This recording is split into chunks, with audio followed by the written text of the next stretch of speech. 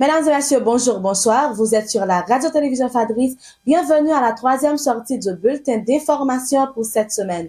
131,54 pour $1 américain, c'est le taux de référence calculé par la BRH pour cette journée. Durant les 2 semaines d'état d'urgence, 104 bandits ont été tués, 19 armes à feu saisies, 65 arrestations, 7 véhicules confisqués et 9,4 kg de cocaïne saisie. Le 28 juillet, 27 membres de gang ont été abattus à Croix-des-Missions, selon le DG de la PNH, Normil Rameau.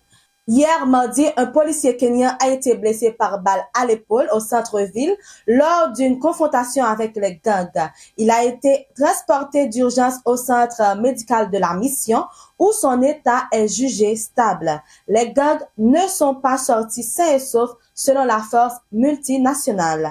Selon le BINU, le deuxième trimestre 2024 a vu 1379 victimes de meurtres et de violences liées aux gangs, ainsi que 428 enlèvements contre rançon. L'ONU exhorte la communauté internationale à garder Haïti au cœur de ses préoccupations et à accélérer le déploiement de la force multinationale. L'organisation Ensemble contre la corruption, ECC, regroupe plusieurs organisations de défense des droits humains contre le RNDDH. Le CEJLAP appelle à des sanctions morales fortes à l'encontre des conseillers du Conseil présidentiel de transition CPT impliquant dans un scandale de corruption. Cette demande vise à restaurer la sérénité et la crédibilité à l'institution déjà ébranlée par des allégations graves.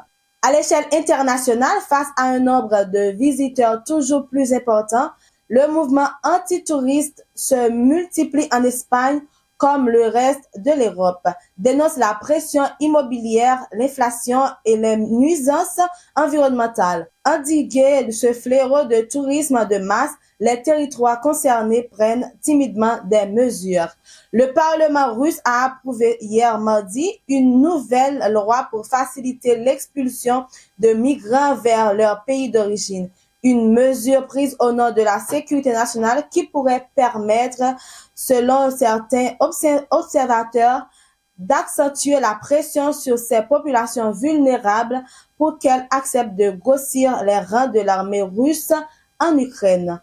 Au moins 4 personnes ont été tuées au Venezuela dans des manifestations contre la réélection contestée dimanche du président Nicolás Maduro. Selon le décompte de 2 ONG, nous avons enregistré 44 blessés et 3 décès, a écrit sur X l'ONG de surveillance des hôpitaux Encuesta National de Hospital. Mesdames et messieurs, c'est la fin de ce bulletin d'information. Merci de l'avoir suivi. C'était avec vous pour la présentation Vanessa Cédroine.